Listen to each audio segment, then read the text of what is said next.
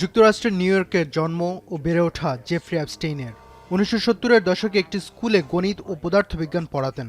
পরে 1982 সাল নাগাদ প্রতিষ্ঠা করেন নিজস্ব প্রতিষ্ঠান। এরপর আর পেছনে তাকাতে হয়নি অ্যাপস্টেইনকে, রাতারাতি হয়ে যান কোটিপতি। অপ্রাপ্তবয়স্ক মেয়েদের নিয়ে যৌনবৃত্তির এক বিশাল নেটওয়ার্ক গড়ে তোলার অভিযোগ ছিল তার বিরুদ্ধে। 2005 সালে 14 বছর বয়সী এক মেয়েকে নিজের ফ্লোরিডার পাম বিচের প্রাসাদে যৌনকর্মে যুক্ত হতে প্রস্তাব দেওয়ার অপরাধে দোষী সাব্যস্ত হন অ্যাপস্টেইন। যতই তাকে দোষী সাব্যস্ত করা হোক না কেন, ক্ষমতার জোরে বরাবরই পার পেয়ে যান তিনি। তবে শেষ রক্ষা হয়নি।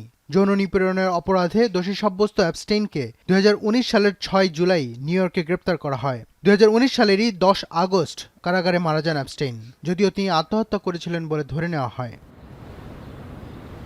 এই যৌন অপরাধী ও ধনাঢ্য ব্যবসায়ী জেফ্রি অ্যাপস্টেইনের অপরাধমূলক কর্মকাণ্ডের নথিপত্র বা অ্যাপস্টেইন ফাইলস বর্তমানে মার্কিন রাজনীতির আলোচনার কেন্দ্রবিন্দুতে চলে এসেছে। মূলত মার্কিন বিচার বিভাগ এবং FBI এর সংগৃহীত আইনি নথিপত্র, ইমেইল, ছবি এবং প্রত্যক্ষদর্শীদের জবানবন্দির একটি বিশাল সংকলন এই অ্যাপস্টেইন ফাইল।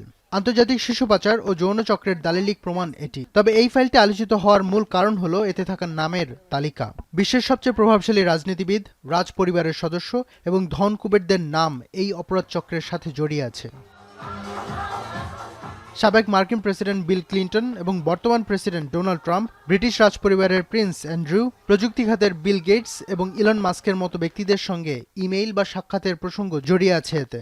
জড়িয়ে আছেন হলিউড ও বিনোদন জগতের নামি দামি সব তারকা। বাদ যায়নি পপ তারকা মাইকেল জ্যাকসন, ভারতের প্রধানমন্ত্রী নরেন্দ্র মোদীদের মতো বড় বড় ব্যক্তিত্বের নাম।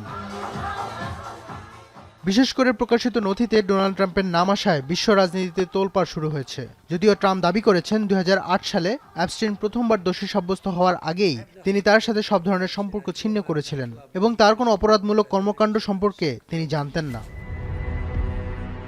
ফজল আরবি খান, এখন বিশ্ব।